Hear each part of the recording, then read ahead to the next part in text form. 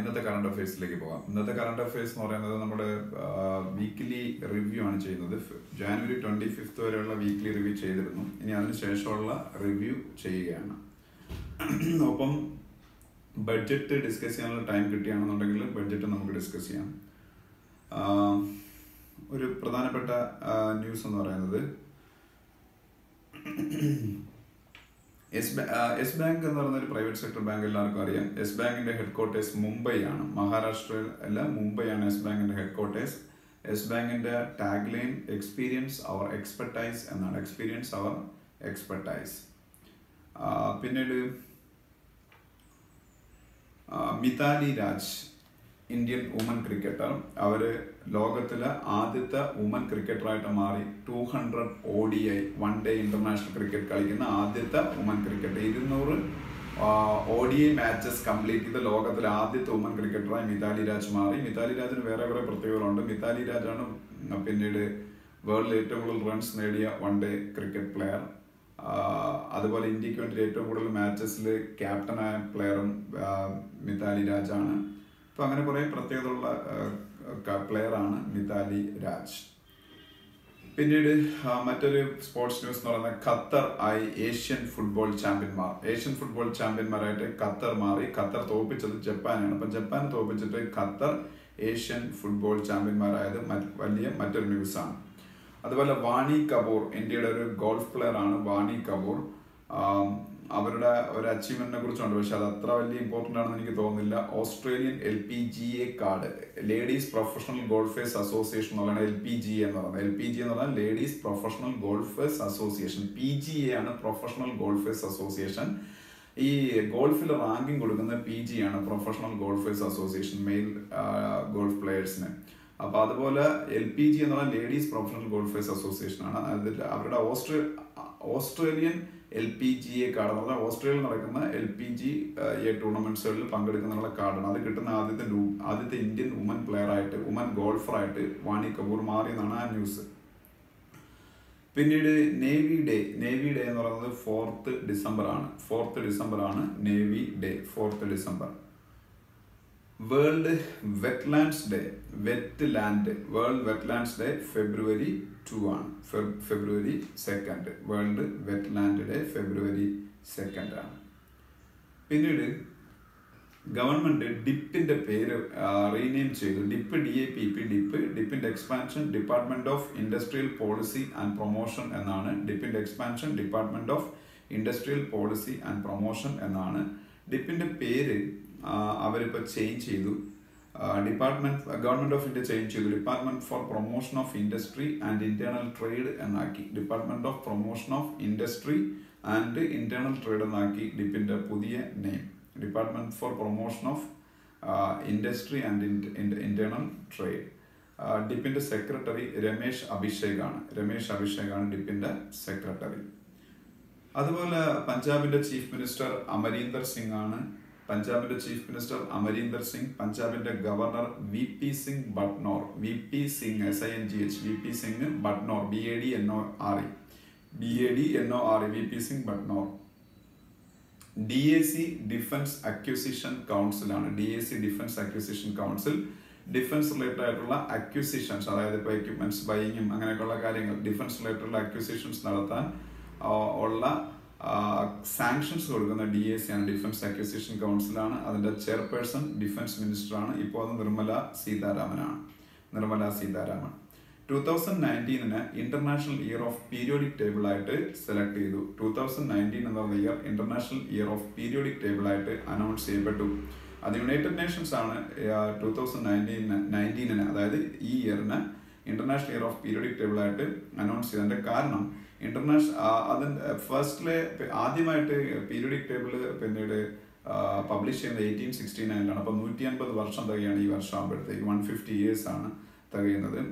അപ്പം അതാണ് എൻ്റെ റീസൺ ആയിട്ട് തോന്നുന്നത്. അതാണ് എൻ്റെ റീസൺ. മെൻഡലീഫ് എന്ന് പറയുന്ന സയന്റിസ്റ്റ് ആണ് പീരിയോഡിക് ടേബിൾ ഉണ്ടാക്കിയത്. Mendeleev, MENDELEV, Mendeleev. പിന്നീട്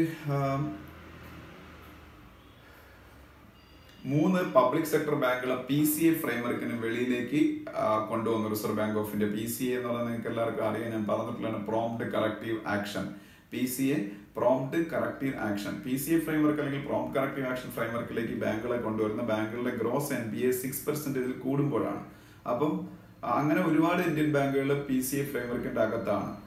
പക്ഷെ ഇപ്പം 3 ബാങ്കുകളുടെ ഫിനാൻഷ്യൽ പൊസിഷൻസ് ഇംപ്രൂവ് ആയി, അവരുടെ ഗ്രോസ് NPA ഒക്കെ കുറഞ്ഞു. അപ്പൊ അതിന്റെ അടിസ്ഥാനത്തിൽ 3 ബാങ്കുകൾ, bank of Maharashtra, oriental bank of commerce and bank of India, bank of India, bank of Maharashtra and oriental bank of commerce, ഈ 3 ബാങ്കുകളെയും PCA ഫ്രെയിംവർക്കിന് പുറത്തു കൊണ്ടുവന്ന RBI. അപ്പൊ അവർക്ക് ഇനി കൂടുതൽ പ്രവർത്തന സ്വാതന്ത്ര്യം കിട്ടും. അതാണ് മറ്റൊരു ന്യൂസ് എന്ന് പറയുന്നത്. പിന്നെ അതിനടുത്ത ന്യൂസുകളിലേക്ക് പോകുമ്പോൾ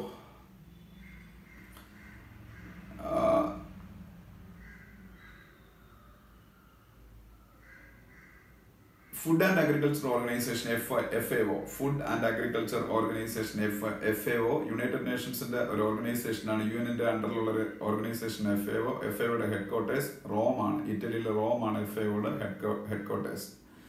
അതുപോലെ UAEയും സൗദിയും കൂടെ ചേർന്ന്, UAEയുടെയും സൗദിയുടെയും സെൻട്രൽ ബാങ്ക്സ് ചേർന്ന് ഒരു കോമൺ ഡിജിറ്റൽ കറൻസി ലോഞ്ച് ചെയ്തു. UAEയുടെയും സൗദി അറേബ്യയുടെയും സെൻട്രൽ ബാങ്കുകൾ ചേർന്ന് ഒരു കോമൺ ഡിജിറ്റൽ കറൻസി ലോഞ്ച് ചെയ്തു. ആ കോമൺ ഡിജിറ്റൽ കറൻസിയുടെ പേരാണ് ABER, ABER.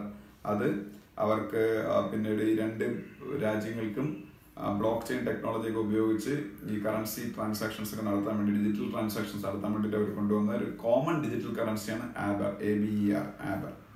അപ്പൊ ഏതൊക്കെ രാജ്യങ്ങളാണ് ചേർന്നാണ് ABER എന്ന് പറഞ്ഞ ഡിജിറ്റൽ കറൻസി ഇഷ്യൂ ചെയ്തതെന്ന് അറിഞ്ഞിരിക്കണം. UAE and Saudi Arabia. World leprosy eradication day 30th ജനുവരിയാണ് വേൾഡ് ലെപ്രസി ഇറാഡിക്കേഷൻ ഡേ. കുഷ്ഠരോഗത്തിന് അഗേൻസ്റ്റ് ആയിട്ടുള്ള പിന്നീട് അവയർനെസ്സും ഒക്കെ ആൾക്കാർക്ക് കൊടുക്കുന്നതിന് വേണ്ടിയിട്ടാണ് ഇങ്ങനെ ഒരു ഡേ വേൾഡിൽ സെലിബ്രേറ്റ് ചെയ്യുന്നത്. NCC എല്ലാവർക്കും അറിയാം, നാഷണൽ കേഡറ്റ് കോർപ്സ്. NCCയുടെ പുതിയ ഡയറക്ടർ ജനറൽ ആണ് രാജീവ് ചോപ്ര. NCCയുടെ പുതിയ ഡയറക്ടർ ജനറൽ രാജീവ് ചോപ്രയാണ്. NCCയുടെ പുതിയ director general Rajeev Chopra. National salt satyagraha memorial ഇപ്പോൾ ഇനാഗുറേറ്റ് ചെയ്തു പ്രൈം മിനിസ്റ്റർ മോഡി. അത് ഇനാഗുറേറ്റ് ചെയ്തത് ഗുജറാത്തിലെ ദണ്ഡിയിൽ ആണ്. പിന്നീട് national salt satyagraha memorial inaugurate ചെയ്തത്. അതുപോലെ ഉത്തർപ്രദേശ് ഗവൺമെന്റ് ഗംഗ എക്സ്പ്രസ് വേയുടെ കൺസ്ട്രക്ഷൻ ഇനാഗുറേറ്റ് ചെയ്തു. അത് ഏകദേശം 600 കിലോമീറ്റേഴ്സോളം ലെങ്ത് ഉള്ള പിന്നീട് എക്സ്പ്രസ് ഹൈവേ ആണ്.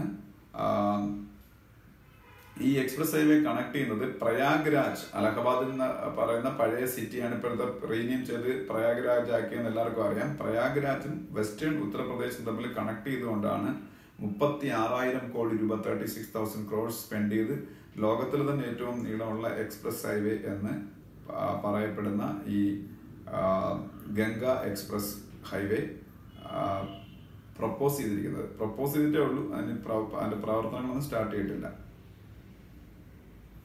പിന്നെ റിസർവ് ബാങ്ക് ഓഫ് ഇന്ത്യയുടെ ഓപ്പൺ മാർക്കറ്റ് ഓപ്പറേഷനെ കുറിച്ച് ഒരു ന്യൂസ് ഉണ്ട്. റിസർവ് ബാങ്ക് ഓഫ് ഇന്ത്യയുടെ ഫംഗ്ഷൻസിൽ ഒരെണ്ണം ആണ് open market operation. Reserve bank of India നമ്മളെ എക്കണോമിക് സിസ്റ്റത്തിൽ ലിക്വിഡിറ്റി പൊസിഷൻ അഡ്ജസ്റ്റ് ചെയ്യാൻ വേണ്ടി, ലിക്വിഡിറ്റി ഇൻജെക്ട് ചെയ്യാനോ അല്ലെങ്കിൽ ലിക്വിഡിറ്റി അതിൽ നിന്ന് എക്സ്ട്രാക്ട് ചെയ്തെടുക്കാനോ ഒക്കെ വേണ്ടിയിട്ടാണ് റിസർവ് ബാങ്ക് ഓഫ് ഇന്ത്യ മാർക്കറ്റിൽ ഇടപെടൽ നടത്തുന്നത്, ഫിനാൻഷ്യൽ മാർക്കറ്റിൽ. അതിനെയാണ് ഓപ്പൺ മാർക്കറ്റ് ഓപ്പറേഷൻ OMO എന്ന് പറയുന്നത്. RBI അപ്പം ഇപ്പൊ RBI ചെയ്യുമ്പോൾ നമ്മളുടെ എക്കണോമിക് സിസ്റ്റത്തിൽ ലിക്വിഡിറ്റി കുറവായതുകൊണ്ട് അവർ ഇൻജെക്ട് ചെയ്തുകൊണ്ടിരിക്കുകയാണ് ലിക്വിഡിറ്റി. അപ്പൊ അങ്ങനെയുള്ള ആ ഇൻജെക്ട് ചെയ്യും, ചിലപ്പോൾ കൂടുതലാകും തിരിച്ച് വലിച്ചെടുക്കുകയൊക്കെ ചെയ്യും. അതിന് RBIക്ക് അതിൻ്റെതായ മെഷേഴ്സ് ഉണ്ട്, അതൊന്നും തൽക്കാലം ഇപ്പോൾ പറയുന്നില്ല. അതിനുപയോഗിക്കുന്ന മാർഗത്തിനാണ് OMO, ഓപ്പൺ മാർക്കറ്റ് ഓപ്പറേഷൻ എന്ന് പറയുന്നത്. അപ്പോൾ ഓപ്പൺ മാർക്കറ്റ് ഓപ്പറേഷൻ നടത്താനുള്ള അവകാശം ഇന്ത്യയിൽ റിസർവ് ബാങ്ക് ഓഫ് ഇന്ത്യക്ക് മാത്രമേ ഉള്ളൂ. ഇന്ത്യയുടെ സെൻട്രൽ ബാങ്കായ റിസർവ് ബാങ്ക് ഓഫ് ഇന്ത്യക്ക് മാത്രമേ ഓപ്പൺ മാർക്കറ്റ് ഓപ്പറേഷൻ നടത്താനുള്ള അവകാശമുള്ളൂ. RBIയുടെ 25th ഗവർണറാണ് ശക്തികാന്ത ദാസ്. RBIയുടെ 25th ഗവർണർ ശക്തികാന്ത ദാസ് ആണ്. ഹെഡ്ക്വാർട്ടേഴ്സ് മുംബൈ ആണ്, എല്ലാവർക്കും അറിയാം. RBI സ്റ്റാർട്ട് ചെയ്ത് April 1, 1935 April 1 1935 April 1 reserve bank of India start ചെയ്തത്. പിന്നീട് സിക്കിമിന്റെ ചീഫ് മിനിസ്റ്ററാണ് പവൻ കുമാർ ചാമ്പലിംഗ്. ഇന്ത്യയിലെ ഏറ്റവും ലോങ്സ്റ്റ് സെർവിംഗ് ചീഫ് മിനിസ്റ്ററും പവൻ കുമാർ ചാമ്പലിംഗ് ആണ്. ഇന്ത്യയിൽ ഏറ്റവും കൂടുതൽ കാലം ഒരു സ്റ്റേറ്റിന്റെ ചീഫ് മിനിസ്റ്റർ ആയിട്ടിരുന്ന ആള് എന്നുള്ള പദവി പവൻ കുമാർ ചാമ്പലിംഗിനാണ്. സിക്കിമിന്റെ ഗവർണർ ഗംഗാ പ്രസാദ് ആണ് സിക്കിമിന്റെ governor. ICAR Indian council of agriculture research. ICAR Indian council of agriculture research ആണ്. ഫെഡറൽ ബാങ്ക് ഇന്ത്യയുടെ ഓൾഡ് ജനറേഷൻ പ്രൈവറ്റ് സെക്ടർ ബാങ്കുകൾ രണ്ടായിട്ട് ക്ലാസിഫൈ ചെയ്യാം. ഓൾഡ് ജനറേഷൻ പ്രൈവറ്റ് സെക്ടർ ബാങ്കുകളും ന്യൂ ജനറേഷൻ പ്രൈവറ്റ് സെക്ടർ ബാങ്കുകളും. ഓൾഡ് ജനറേഷൻ പ്രൈവറ്റ് സെക്ടർ ബാങ്കുകളുടെ കൂടുതൽ ഏറ്റവും വലിയ ബാങ്കുകളിലൊന്നായ ഫെഡറൽ ബാങ്ക്, അതിന്റെ പുതിയ ചെയർമാനായിട്ട് ദിലീപ് സദരംഗാണി അപ്പോയിന്റഡ് ആയി. DILIP ദിലീപ് സദരംഗാണി. SADRANGANI ദിലീപ് സദരംഗാണി. വേൾഡിലെ ബിസിയസ്റ്റ് എയർപോർട്ട് ദുബായ് എയർപോർട്ടാണ്. ലോകത്തിലെ ബിസിയസ്റ്റ് എയർപോർട്ട് ദുബായ് എയർപോർട്ടാണ്. അതുപോലെ ബ്ലൂംബർഗ് ഇന്നൊവേഷൻ ഇൻഡെക്സ് എന്ന് പറഞ്ഞാൽ ഇന്നൊവേഷന്റെ അടിസ്ഥാനത്തിൽ, ഇന്നൊവേഷൻ എന്ന് പറഞ്ഞാൽ എല്ലാവർക്കും അറിയാം എന്താണ്, ഇന്നൊവേറ്റീവ് ആയിട്ടുള്ള കൺട്രീസിനെ റാങ്ക് ചെയ്യുന്ന ഒരു ഇൻഡെക്സ് ആണ് ബ്ലൂംബർഗ് ഇന്നൊവേഷൻ ഇൻഡെക്സ്. അതിൽ ഇന്ത്യയുടെ റാങ്ക് 54. അത് മോശമല്ലാത്ത റാങ്കാണ്. ഇന്ത്യയുടെ പഴയ റാങ്കുകളൊക്കെ വെച്ച് നോക്കുമ്പോൾ 80ക്ക് മുകളിൽ കയറുന്ന മുമ്പ് ഇന്ത്യയുടെ റാങ്ക്. ആദ്യമായിട്ടാണ് ബ്ലൂംബർഗ് ഇന്നൊവേഷൻ ഇൻഡെക്സിൽ ഇന്ത്യ 60-നകത്ത് വരുന്നത്. അപ്പൊ ഇന്ത്യയുടെ റാങ്ക് 54 ആണ്. അതിൽ 1ാം സ്ഥാനത്ത് സൗത്ത് കൊറിയയാണ് നിൽക്കുന്നത്, 2ാം സ്ഥാനത്ത് ജർമ്മനിയുമാണ്. ബ്ലൂംബർഗ് ഇന്നൊവേഷൻ ഇൻഡെക്സിൽ 1ാം സ്ഥാനത്ത് സൗത്ത് കൊറിയ, 2ാം സ്ഥാനത്ത് ജർമ്മനി. ഇന്ത്യ 54ാം സ്ഥാനത്താണ്.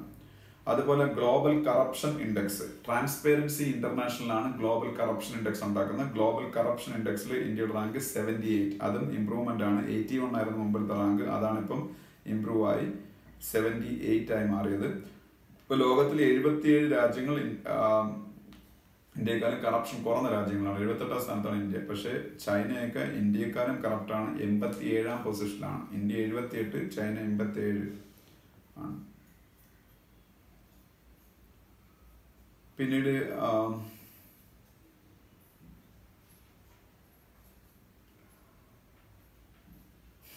അടുത്ത ന്യൂസുകളിലേക്ക് പോകാം.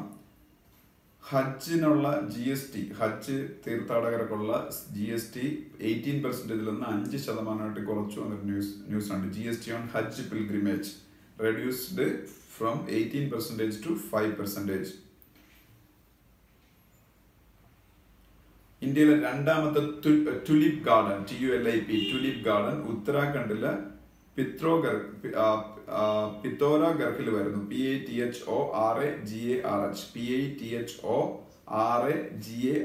പിത്തോരാഗർഹ്. അതെവിടെയാണെന്ന് വെച്ചാൽ ഉത്തരാഖണ്ഡിലാണ്. ഇവിടെയാണ് ഇന്ത്യയിലെ രണ്ടാമത്തെ ടുലിപ്പ് ഗാർഡൻ വരുന്നത്. 1ാമത്തെ ടുലിപ്പ് ഗാർഡൻ വരുന്നത് ശ്രീനഗറിലാണ്, ജമ്മു ആൻഡ് കാശ്മീരിലെ ശ്രീനഗറിലാണ് 1ാമത്തെ ടുലിപ്പ് ഗാർഡൻ. 2ാമത്തത് ഉത്തരാഖണ്ഡിലെ പിത്തോരാഗർഹില്. ഉത്തരാഖണ്ഡിന്റെ governor Baby Rani Maurya. Chief minister Trivendra Singh Rawat. Atal Setu എന്ന് പറയുന്ന ഒരു കേബിൾ ബ്രിഡ്ജ് ഇപ്പൊ ഇനാഗുറേറ്റ് ചെയ്തത് ഗോവയിലാണ്. അടൽ ബിഹാരി വാജ്പേയിയുടെ പേരിലാണ് അത് അടൽ സേതു. അതൊരു കേബിൾ ബ്രിഡ്ജ് ആണ്. അത് ഇനാഗുറേറ്റ് ചെയ്തത് മണ്ടോവി റിവറിലാണ്. ഗോവയിലെ മണ്ടോവി, MANDOVI മണ്ടോവി റിവർ. പാകിസ്ഥാനിലെ ആദ്യത്തെ ഫീമെയിൽ ഹിന്ദു ജഡ്ജ്, പാകിസ്ഥാനിലെ first female Hindu judge Suman Kumari. WHO world health organisation headquarters Geneva, സ്വിറ്റ്സർലൻഡിലെ ജനീവയാണ് WHO വേൾഡ് ഹെൽത്ത് ഓർഗനൈസേഷന്റെ ഹെഡ്ക്വാർട്ടേഴ്സ്. അതിന്റെ ഡയറക്ടർ ജനറൽ ടെഡ്രോസ് അദ്നം ആണ്. Tedros TEDROS Tedros Adhanom ADHANOM Tedros അദ്നം.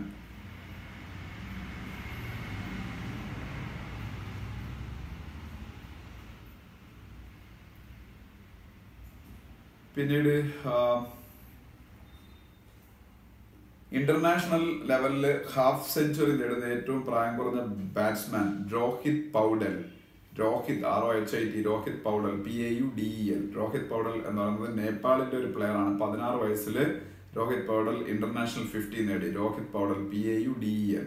International ക്രിക്കറ്റിൽ ഹാഫ് സെഞ്ചുറി നേടുന്ന ഏറ്റവും പ്രായം കുറഞ്ഞ ബാറ്റ്സ്മാൻ എന്നുള്ള റെക്കോർഡ് മുമ്പ് സച്ചിൻ ടെണ്ടുൽക്കറിന്റെ പേരിലായിരുന്നു. ഇന്ത്യയുടെ greatest ever cricket player Sachin ടെണ്ടുൽക്കറിന്റെ റെക്കോർഡ് രോഹിത് പൗഡൽ ബ്രേക്ക് ചെയ്തു. He's a young cricketer from Nepal.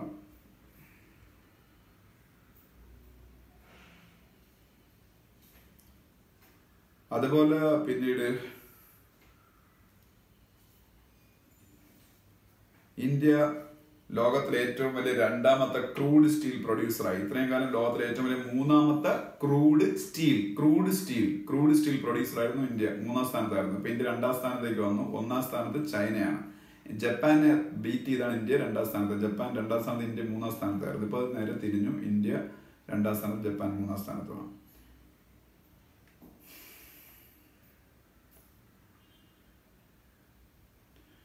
പിന്നീട് ഇന്ത്യയുടെ ഫാസ്റ്റസ്റ്റ് ട്രെയിനും ഇന്ത്യ ഇൻഡിജിനസ്ലി ഡെവലപ്പ് ചെയ്ത ട്രെയിനുമായ ട്രെയിൻ 18ന്റെ പേര് റീനെയിം ചെയ്ത് വന്ദേ ഭാരത് എക്സ്പ്രസ് എന്നാക്കി. ഇന്ത്യയുടെ ഫാസ്റ്റസ്റ്റ് ട്രെയിനും ഇന്ത്യ സ്വന്തമായിട്ട് ഡെവലപ്പ് ചെയ്ത എഞ്ചിൻലെസ് ട്രെയിനുമായ ട്രെയിൻ 18ന്റെ പുതിയ പേര് വന്ദേ ഭാരത് എക്സ്പ്രസ് എന്നാണ്. വന്ദേ ഭാരത് എക്സ്പ്രസ്.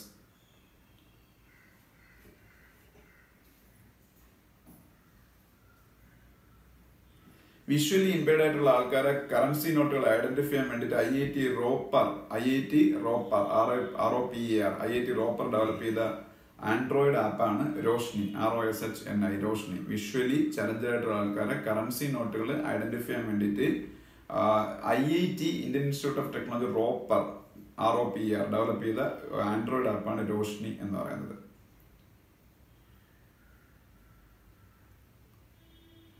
പിന്നെ സിസ്റ്റമാറ്റിക്കലി ഇമ്പോർട്ടന്റ് ബാങ്കുകൾ ഉണ്ടെന്ന് എല്ലാവർക്കും അറിയാം. ICICI ബാങ്ക്, HDFC ബാങ്കും സ്റ്റേറ്റ് ബാങ്ക് ഓഫ് ഇന്ത്യയും സിസ്റ്റമാറ്റിക്കലി ഇമ്പോർട്ടന്റ് ബാങ്കുകളാണ്. ഇതുപോലെ സിസ്റ്റമാറ്റിക്കലി ഇമ്പോർട്ടന്റ് ആയിട്ടുള്ള ഇന്ത്യയിലെ ഇൻഷുറൻസ് കമ്പനികളെ കണ്ടെത്തുന്നതിന് വേണ്ടിയിട്ട് IRDAI, ഇൻഷുറൻസ് സെക്ടറിന്റെ റെഗുലേറ്ററായ IRDAI, insurance regulatory and development authority of India, ഒരു കമ്മിറ്റിയെ അപ്പോയിന്റ് ചെയ്തു. സിസ്റ്റമാറ്റിക്കലി ഇമ്പോർട്ടന്റ് ഇൻഷുറൻസ് കമ്പനികൾ ഐഡന്റിഫൈ ചെയ്യാൻ വേണ്ടിയിട്ട്. ആ കമ്മിറ്റിയെ ഹെഡ് ചെയ്യുന്നത് പ്രവീൺ കുടുംബെ ആണ്. Praveen Kutumbe, KUTUMBE, Praveen Kutumbe committee to identify systematically important insurers, appointed by IRDAI. IRDAI is the regulator of insurance sector in India, and its headquarters is in Hyderabad, and its chairman is Subhash Chandra Khundia. Subhash Chandra Khundia is the chairman. Hindi word of the year ആയിട്ട് Oxford dictionary Hindi word of the year ആയിട്ട് select ചെയ്തത് നാരി ശക്തിയാണ്. Hindi word of the year 2018 ആയിട്ട് Oxford dictionary നാരി ശക്തിയെ select ചെയ്തു. Nari Shakti. മധ്യപ്രദേശിന്റെ governor Anandiben പട്ടേലാണ്. മധ്യപ്രദേശിന്റെ chief minister കമൽനാഥും ആണ്. മധ്യപ്രദേശിന്റെ governor Anandiben പട്ടേലും മധ്യപ്രദേശിന്റെ chief minister കമൽനാഥും ആണ്. കമൽനാഥ്.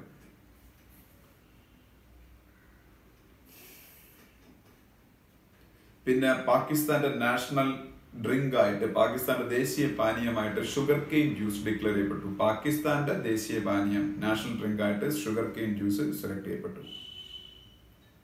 ഡിക്ലെയർ ചെയ്യപ്പെട്ടു. പിന്നെ ഭാരതരത്ന കിട്ടിയത് ആർക്കൊക്കെയാണെന്ന് അറിയാം, അത് ഞാൻ പറയുന്നില്ല. പ്രണബ് മുഖർജിക്കും നാനാജി ദേശ്മുഖിനും പിന്നീട് ഭൂപേൻ ഹസാരികയ്ക്കും ആണ് എന്നുള്ള കാര്യം നമ്മൾ ഡിസ്കസ് ചെയ്തിരുന്ന കാര്യമാണ്.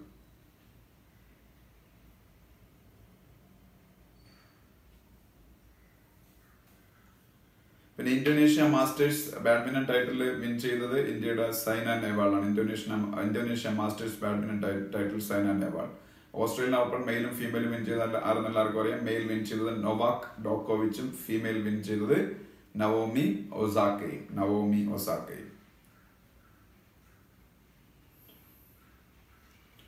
അപ്പൊ ഇത്രയാണ് ജാനുവരി 25 തൊട്ട് ഫെബ്രുവരി 2 വരെയുള്ള പിന്നീട് കറണ്ട് അഫയേഴ്സ്. അപ്പോൾ 1 വീക്കായി. ഇനി ഫെബ്രുവരി 3 തൊട്ടുള്ളതാണ് നമുക്ക് അടുത്ത ആഴ്ച ഡിസ്കസ് ചെയ്യാനുള്ളത്. ഇനി നമുക്ക് ഒരു കാര്യം കൂടെ ജസ്റ്റ് ഒന്ന് നോക്കാം. എന്താണെന്ന് വെച്ചാൽ ബഡ്ജറ്റ്, ഇന്റരിം ബഡ്ജറ്റിന്റെ ചില പ്രപ്പോസൽസ്. പക്ഷെ ഇത് ഇന്റരിം ബഡ്ജറ്റ് ആയതുകൊണ്ട് തന്നെ ഇത് വളരെയധികം ഇമ്പോർട്ടൻസോടുകൂടി പഠിക്കേണ്ട ചില പോയിന്റ്സ് മാത്രമേ ഉള്ളൂ.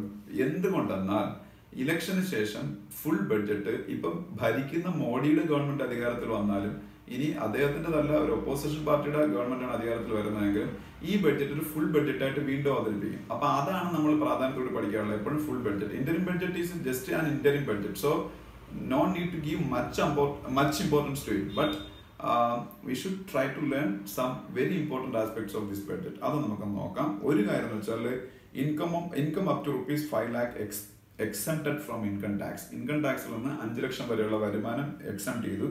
അത് വേണമെങ്കിൽ 6.5 ലക്ഷം രൂപ വരെ ഇൻകം ടാക്സ് അടയ്ക്കാതിരിക്കാം 5 ലക്ഷം രൂപ വരെ വരുമാനമുള്ളവർക്ക്. അല്ലെങ്കിൽ 6 ലക്ഷം രൂപ വരെ വരുമാനമുള്ളവർക്ക് വേണമെങ്കിൽ എക്സംഷൻ കിട്ടുമെന്ന് പറയാം. കാരണം എന്താണെന്ന് വെച്ചാൽ 1.5 ലക്ഷം രൂപ സേവ് ചെയ്യാനും പറ്റും.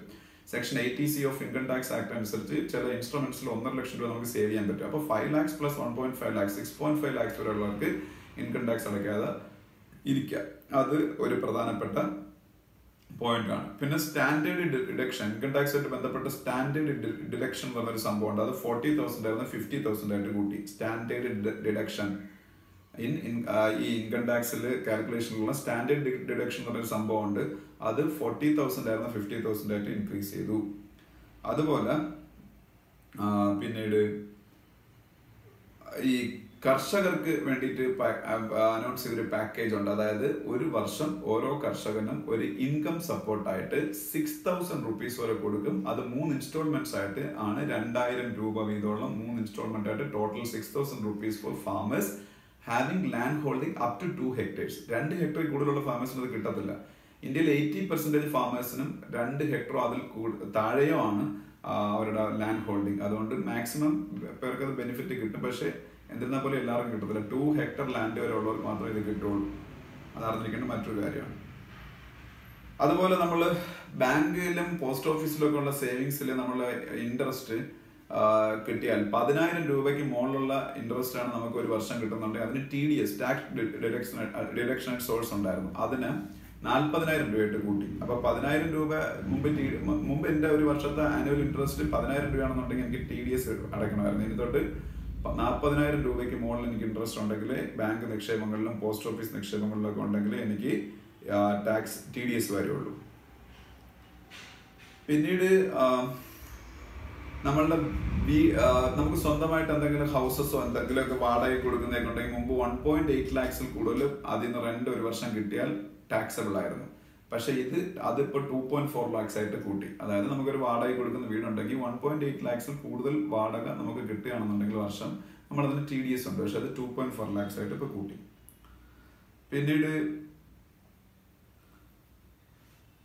അൺഓർഗനൈസ്ഡ് സെക്ടറിലെ എംപ്ലോയീസിന് വേണ്ടി പ്രധാനമന്ത്രി ശ്രം യോഗി മന്ദൻ സ്കീം എന്ന് പറഞ്ഞൊരു സ്കീം സ്റ്റാർട്ട് ചെയ്തു. Pradhan Mantri Shram SHRAM Shram Yogi YOGI Yogi Mandhan MANDHAN Mandhan scheme. അതെന്താണെന്ന് വെച്ചാൽ ഈ അൺഓർഗനൈസ് സെക്ടർ ഓർഗനൈസ് സെക്ടർ വേണ്ടിയിട്ടുള്ളവർക്കല്ല. അൺഓർഗനൈസ്ഡ് സെക്ടർ ഇപ്പം നമുക്ക് സാധാരണ ഇപ്പം വീട് കൺസ്ട്രക്ഷനും ഒക്കെ വരുന്ന ആൾക്കാർ അല്ലെങ്കിൽ കിളയ്ക്കാൻ പോകുന്ന ആൾക്കാർ തൂമ്പാപ്പണി ചെയ്യുന്നവർ അവരൊക്കെ അൺഓർഗനൈസ് സെക്ടറിലെ എംപ്ലോയീസ് ആണ്. അവർക്ക് മന്ത്ലി 100 രൂപ വീതം മന്ത്ലി 100 rupees വീതം അവർക്ക് ഈ സ്കീം അനുസരിച്ച് പേ ചെയ്താൽ 60 വയസ്സ് കഴിയുമ്പോൾ 3,000 രൂപ വീതം പെൻഷൻ. അതാണ് പ്രധാനമന്ത്രി ശ്രം യോഗി മന്ദൻ സ്കീം എന്ന് പറയുന്നത്. 60 വയസ്സ് കഴിയുമ്പോഴത്തേക്ക് അൺഓർഗനൈസ്ഡ് സെക്ടറിലെ ആൾക്കാർക്ക് മാസം തോറും 100 രൂപ വീതം അടച്ചാൽ 3,000 രൂപ അഷ്വേർഡ് പെൻഷൻ. അതാണ്. പിന്നീട് ഇന്ത്യയുടെ ഈ വർഷത്തെ ഫിസിക്കൽ ഡെഫിസിറ്റ് 3.4% ആയിരിക്കും എന്നാണ് ബഡ്ജറ്റ് പറയുന്നത്. 3.3% ആണ് ആദ്യം പറഞ്ഞിരുന്നത്. പക്ഷെ 3.4% ആയിട്ട് കൂടുമെന്നാണ് പറയുന്നത്. അതുപോലെ disinvestment target for the next financial year will be 90,000 crore. Disinvestment target 90,000 കോടി. അതുപോലെ ഡിഫൻസിന്റെ ബഡ്ജറ്റ് ഹിസ്റ്ററിയിൽ ആദ്യമായിട്ട് 3 ലക്ഷം കോടി ക്രോസ് ചെയ്തു. ഇന്ത്യൻ ഹിസ്റ്ററിയിൽ ആദ്യമായിട്ട് defence budget 3 lakhs crores cross ചെയ്തു. അതുപോലെ Mahatma Gandhi national rural employment guarantee scheme ദേശീയ തൊഴിലുറപ്പ് പദ്ധതി Mahatma Gandhi national rural employment guarantee scheme ദേശീയ തൊഴിലുറപ്പ് പദ്ധതിക്ക് 60,000 കോടി രൂപ മാറ്റി വെച്ചു. 60,000 crores. അതുപോലെ റെയിൽവേക്ക് ക്യാപിറ്റൽ സപ്പോർട്ടായിട്ട് 64,557 കോടി രൂപ അനൗൺസ് ചെയ്തു. റെയിൽവേക്ക് ക്യാപിറ്റൽ സപ്പോർട്ടായിട്ട് 64,587 കോടി രൂപ. അതുപോലെ micro small and medium enterprises ആയിരുന്നു ഗവൺമെന്റ് സ്ഥാപനങ്ങൾ 25% അവരുടെ ആവശ്യങ്ങൾക്കുള്ള സാധനങ്ങൾ പ്രൊക്യൂർ ചെയ്യുന്ന ഒരു തീരുമാനം എടുത്തു. അതിൽ 3% വിമൻ ഓൺടർപ്രണേഴ്സിന്റെ കയ്യിൽ നിന്നായിരിക്കും അക്യൂർ ചെയ്യുന്നത്. അതായത് ഗവൺമെന്റിന്റെ ഒരുപാട് സ്ഥാപനങ്ങളുണ്ട്, അവർക്ക് ഒരുപാട് സാധനങ്ങൾ അക്യൂർ ചെയ്തേണ്ടതായിട്ട് വരും അവരുടെ ഫംഗ്ഷനിങ്ങിന്. ആ അക്യൂർ ചെയ്യുന്നത് എപ്പോഴും മൈക്രോ സ്മോൾ ആൻഡ് മീഡിയം എന്റർപ്രൈസസിന്റെ 25% അക്യൂർ ചെയ്തിരിക്കുന്നത് ഗവൺമെന്റ് ഗ്യാരണ്ടി ചെയ്യാം. ആ 25%-ൽ 3% വിമൻ ഓൺടർപ്രണേഴ്സിന്റെ കയ്യിൽ നിന്ന് തന്നെ ആയിരിക്കുമെന്നും പറയുന്നുണ്ട്. അപ്പം ഇതൊക്കെയാണ് നമ്മൾ ഈ ഇന്ത്യൻ ബഡ്ജറ്റിൽ ഡിസ്കസ് ചെയ്യാനുള്ള കാര്യങ്ങൾ. അല്ലാതെ ഇന്ത്യൻ ബഡ്ജറ്റ് ആയതുകൊണ്ട് തന്നെ വളരെ ഫോക്കസ് ചെയ്ത് പഠിക്കേണ്ട ആവശ്യമില്ല. കാരണം ഇലക്ഷന് ശേഷം ജൂണിൽ ഒരു ഫുൾ ബഡ്ജറ്റ്, അത് ഏത് ഗവൺമെന്റ് അധികാരത്തിൽ കയറിയാലും, പ്രസന്റ് ഗവൺമെന്റ് ആണെങ്കിലും വേറൊരു ഗവൺമെന്റ് ആണെങ്കിൽ അധികാരത്തിൽ വരുന്നെങ്കിൽ അവർ അവതരിപ്പിക്കും. ആ ബഡ്ജറ്റിനാണ് പ്രാധാന്യം. തൽക്കാലം ഈ പോയിന്റ്സ് മാത്രം നമ്മൾ ഈ ബഡ്ജറ്റിൽ പഠിച്ചാൽ മതി. ഓക്കെ, അപ്പോൾ ഇത്രയായപ്പോഴത്തേക്ക് നമ്മളുടെ കറണ്ട് അഫയേഴ്സ് ഇന്നിവിടെ തീരുകയാണ്. Thank you.